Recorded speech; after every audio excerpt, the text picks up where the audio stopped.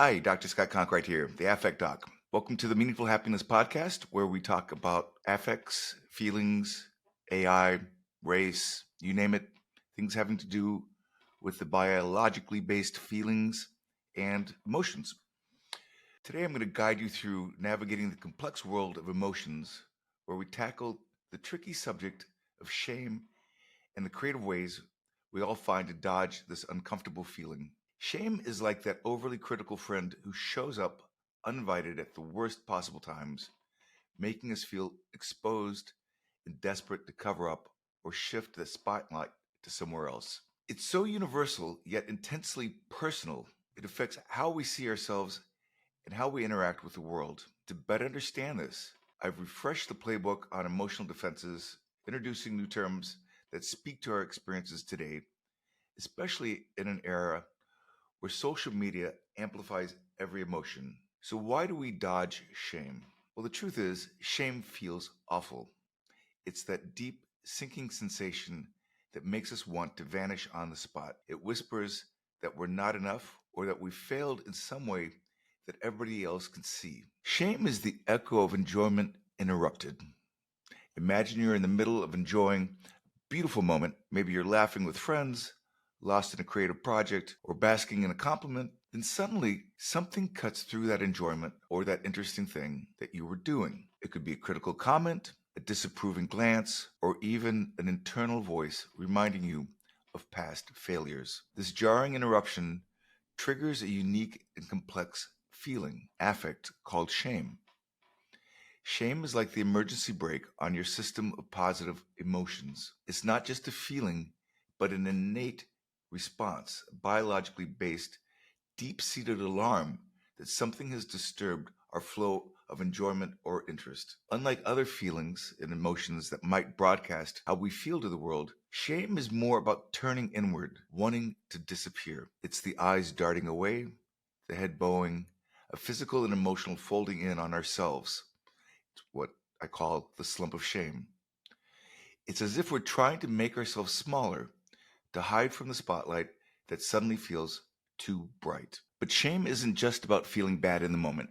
It serves a deeper purpose, acting as a signal that prompts us to examine what blocked our path to enjoyment or connection. It feels inherently punishing, but it's also a call to action, a nudge to understand and navigate obstacles that stand in the way of our happiness and fulfillment. Shame exists in the space between our desire for enjoyment and our interests and the realities of social interaction. It emerges when our engagement with the world, a look, a word, an action, gets interrupted in a way that feels personal. This can happen in solitude with the echo of our thoughts and judgments, or in the company of others, under the weight of societal expectations. Despite its discomfort, shame is fundamentally about connection and belonging.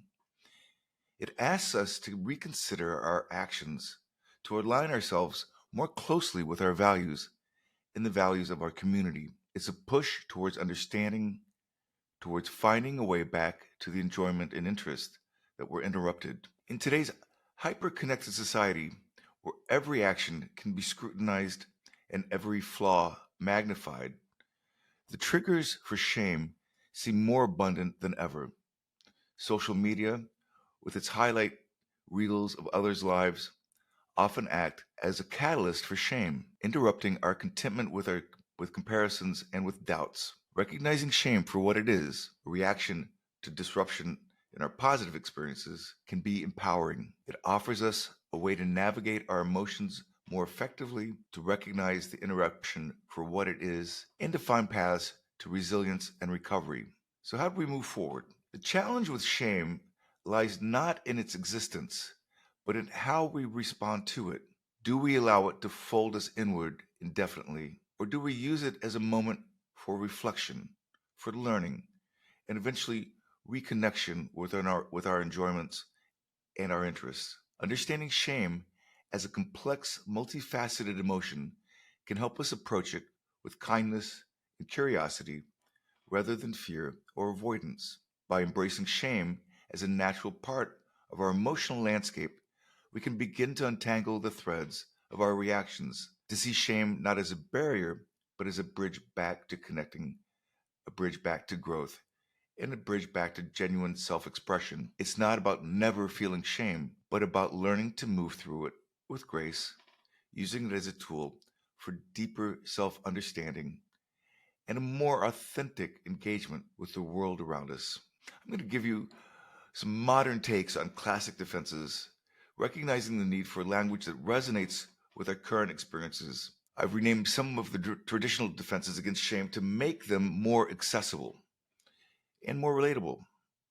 The terms might be new, but the actions are old and as old as time. The first one is facade crafting. We've all been there, putting on our best face online or in real life, even when we're not feeling it. It's about creating that perfect image to avoid showing any cracks that might let shame seep through. Emotional ghosting. Sometimes it's easier to just check out emotionally rather than face situations or conversations that might bring up shame. It's like hitting the mute button on your feelings.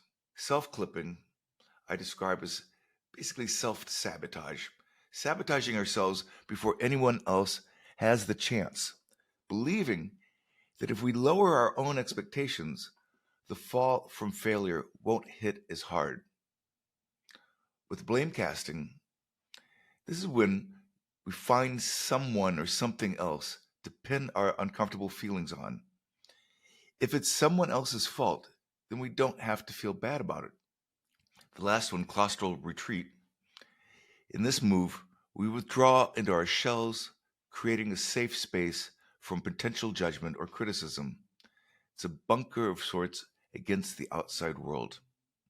It's important to note that using these defenses doesn't make someone unhealthy. We all use them from time to time.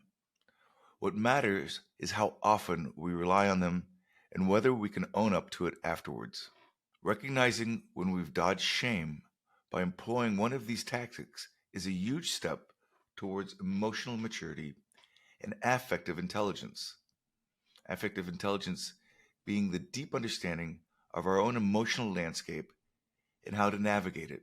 While these defenses can offer temporary relief from the sting of shame, they come with their own baggage. From strained relationships to missed opportunities for growth, dodging shame can cost us more in the long run. The key to dealing with shame healthily lies in recognizing our defenses, understanding the consequences, and learning more constructive ways to face our feelings. Embarking on this journey towards affective intelligence opens up a world of deeper connections, both with ourselves and others. It's about embracing vulnerability, understanding our emotions, and ultimately finding the courage to face shame with openness and compassion. So let's dive in, explore these defenses, and learn how to meet shame with a new level of awareness and understanding. Again, it's not about never feeling shame, but about how we respond to it that shapes our emotional intelligence and enriches our lives.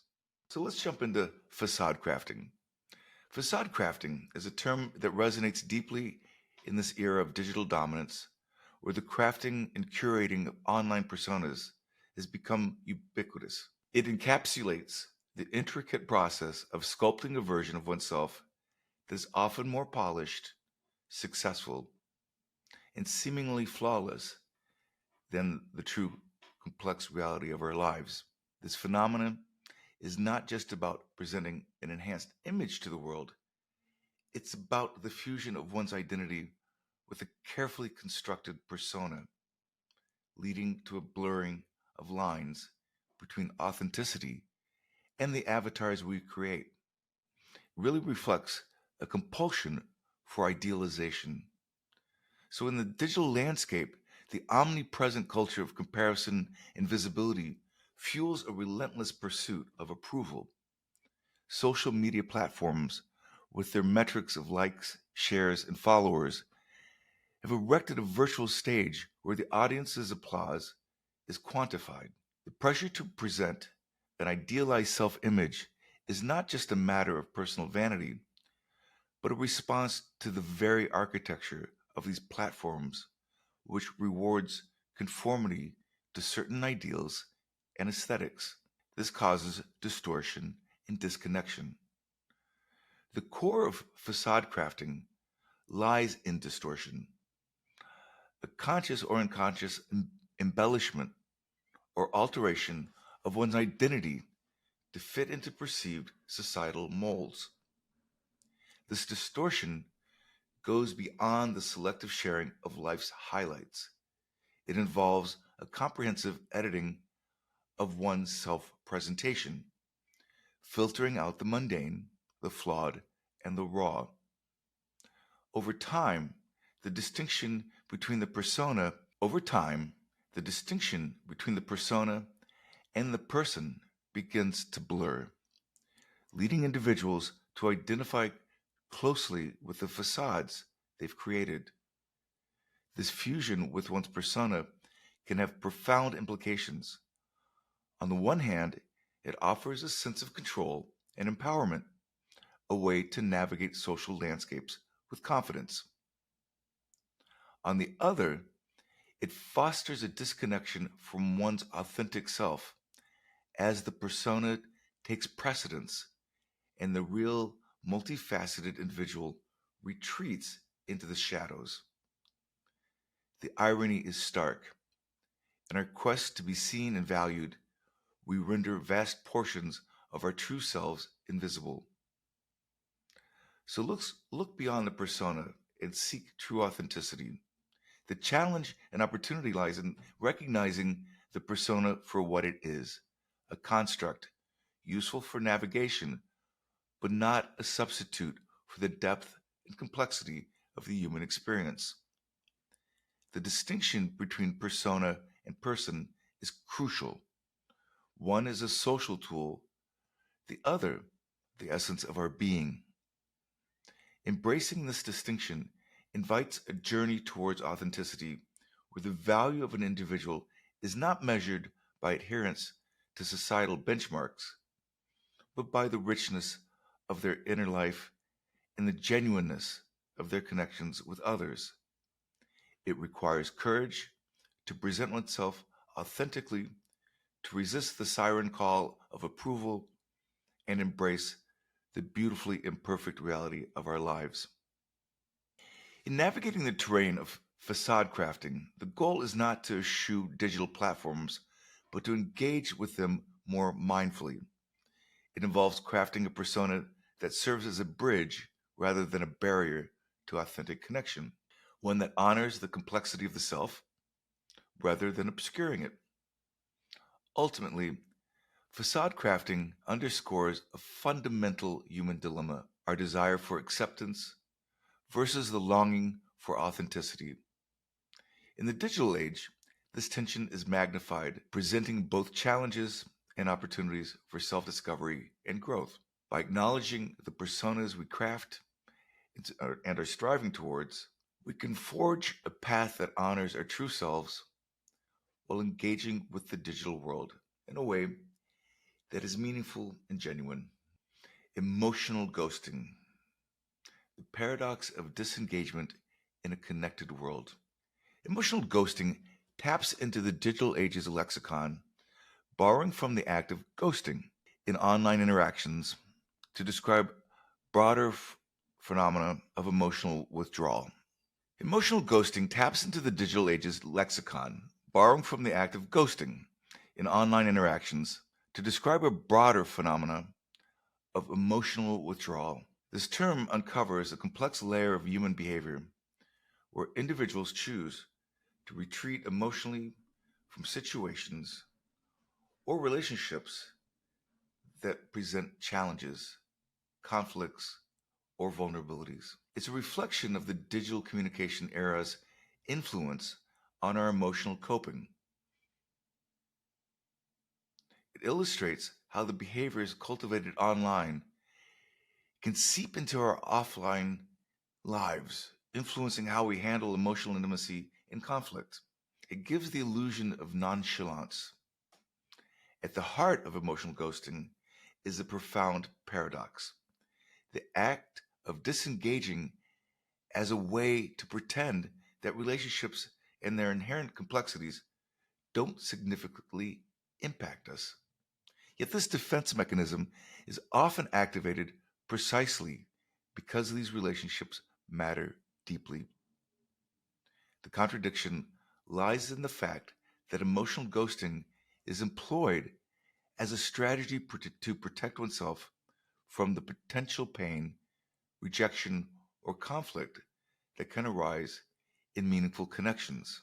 This phenomenon mirrors the digital realm's capacity for detachment, where ignoring messages, unfollowing accounts, or blocking users can instantly erase the presence of conflict or discomfort. Translated into emotional behavior, emotional ghosting allows individuals to adopt a facade of indifference towards situations that, in reality, hold significant emotional weight. It's as if by ignoring the issue or withdrawing emotionally, one can nullify the emotional stakes involved. The irony of emotional ghosting is that it requires a considerable amount of emotional labor. It demands constant vigilance to maintain the pretense that the relationships or interactions from which one is withdrawing do not hold value. This act of pretending, however, does not negate the underlying emotional realities. Instead, it often amplifies them. The energy expended in maintaining emotional distance could be channeled into confronting and navigating the complexities of the relationship, potentially leading to growth and resolution. Moreover, emotional ghosting can lead to a cycle of avoidance where the ghoster becomes haunted by the unresolved emotional dynamics left in their wake. This cycle can perpetuate feelings of isolation, misunderstanding, and the very vulnerabilities the individual sought to avoid.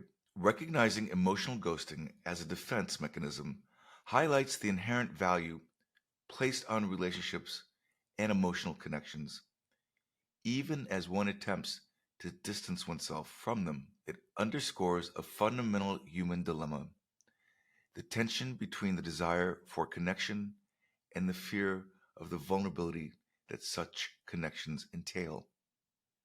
In acknowledging this, there's an opportunity to reevaluate how we engage with our emotions and relationships in the digital age. Understanding the motivations behind emotional ghosting can pave the way for more authentic forms of communication and connection, encouraging individuals to face rather than flee from the complexities of their emotional lives. Embracing the paradox of emotional ghosting invites a journey towards authenticity and vulnerability in our relationships. By confronting the fears and insecurities that prompt us to withdraw, we open the door to deeper, more meaningful connections. This involves acknowledging the value and importance of our relationships, daring to be vulnerable, and engaging with others in a way that honors both our needs and those of the people we care about. In the end, emotional ghosting teaches us that the act of disengagement is often a testament to the very significance of the connections from which we retreat. Recognizing this can transform our approach to relationships, guiding us towards a path of engagement, understanding, and genuine emotional presence. Self-clipping, which is basically what I also call emotional self-castration, its inclusion here emphasizes the internal conflict and self-imposed barriers that can result from the hyper-awareness and self-scrutiny fueled by social media. The concept of sabotaging one's success or happiness due to fear of not measuring up is profoundly relevant for a generation bombarded with images of success and achievement. It speaks to internalizing perceived inadequacies and the paradoxical attempt to control one's narrative by ensuring failure. Self-clipping provides a fresh perspective on the act of self-sabotage, emphasizing the internal battles and the deliberate impediments individuals place on their own paths due to the intensified self awareness and scrutiny shaped by social media influences. It captures the essence of creating obstacles that hinder one's success, one's happiness, or progress out of a deep seated fear of inadequacy and the daunting pressure to conform to societal benchmarks of success. It reflects the nuanced struggle of a generation constantly exposed to curated achievements and seemingly flawless lives online, leading to an internalization of not being good enough. Self clipping underscores the paradoxical behavior where individuals preemptively diminish their own potential, a defensive strategy aimed at controlling the narrative of their life story through self directed failure as a means to cope with the external pressures and expectations. It encapsulates intentionally restricting one's growth, success, or happiness due to the internalized pressure of societal or personal expectations, rooted in the fear of not aligning with perceived norms of achievement or the dread of vulnerability in the face of potential failure. Self clipping signifies individuals' self imposed limitations on their potential.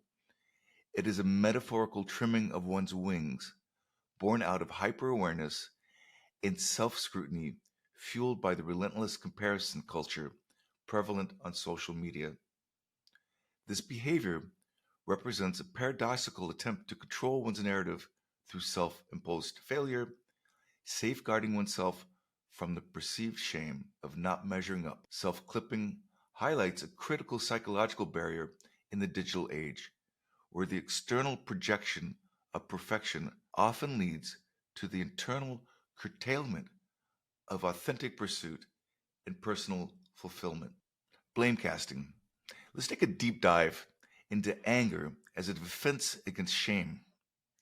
Blame casting is a term that captures a prevalent behavior in today's digital age, where the quick pace and anonymity of online interactions can sometimes encourage the externalization of personal responsibility. This mechanism becomes particularly potent when we consider the interplay between anger and shame, two powerful affects that can dictate the course of our social engagements, both online and offline. Shame is an inherently complex and often painful affect.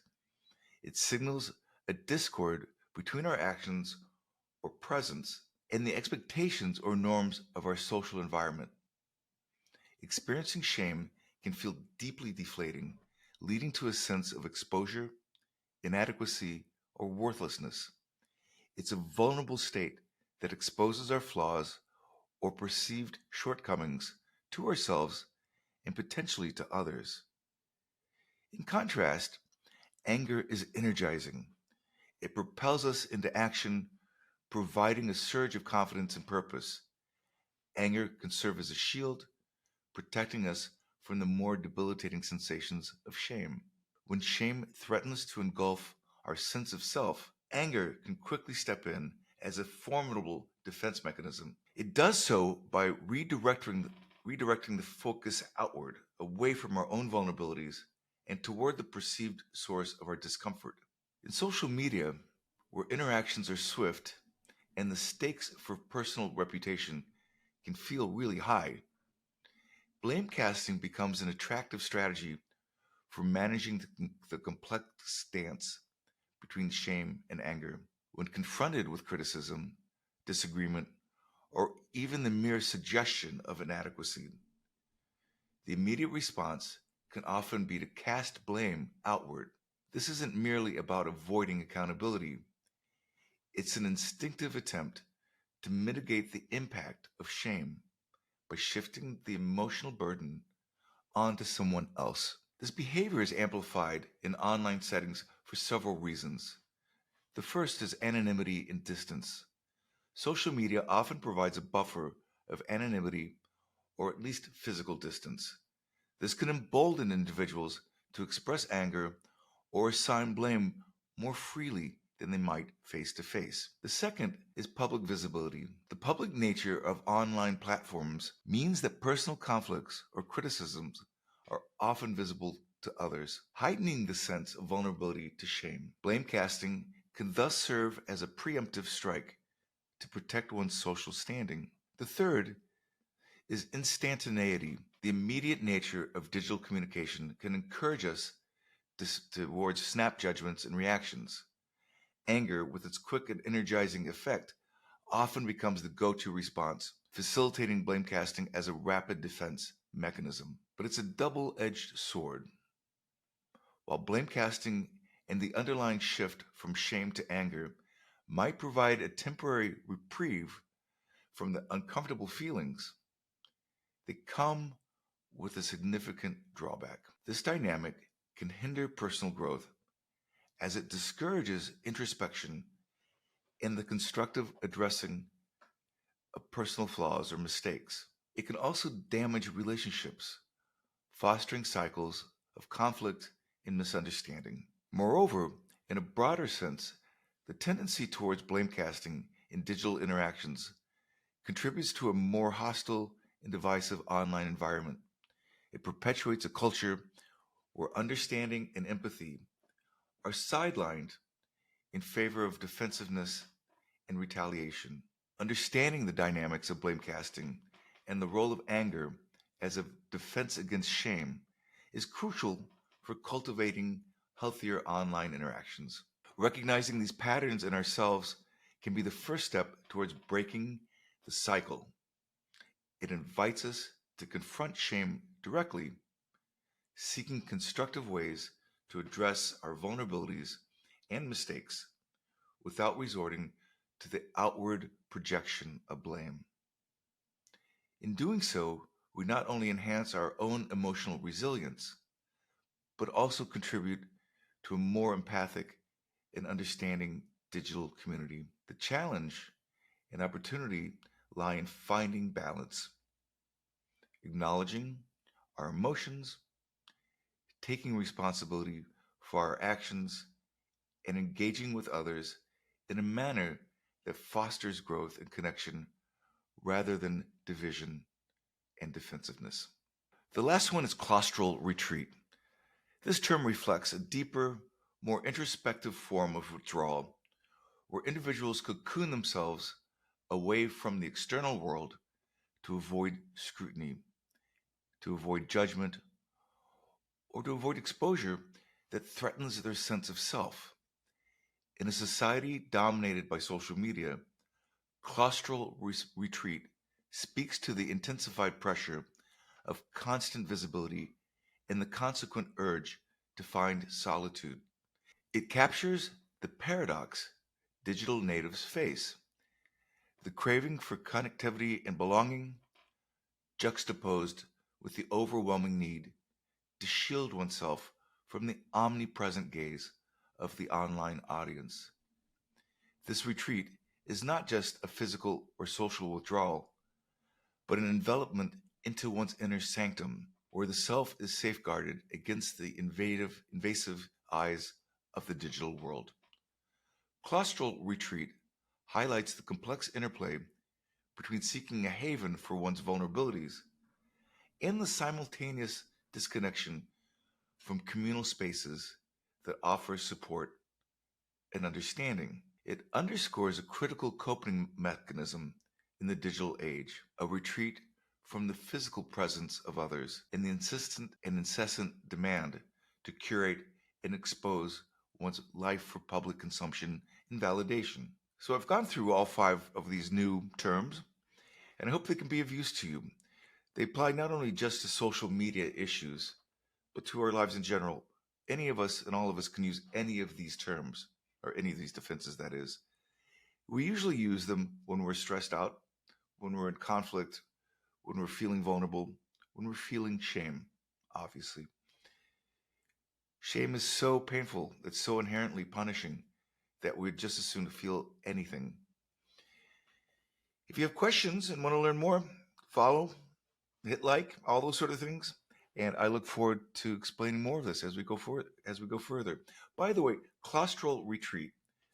I love the word claustral. It's one that I learned from Sylvan Tompkins. It's the word that we get claustrophobia from. It also refers to like claustrum, like to be cloistered, to be enveloped. A claustral experience, for instance, could be putting your headphones on, getting under the bed. Um, Swimming for some people is a claustral feeling where you feel like you're bound, where you can be enveloped in your car, for instance. It's a wonderful word. All right, thank you again, Scott Conkright here with the Meaningful Happiness Podcast, and I look forward to seeing you next time. Take care.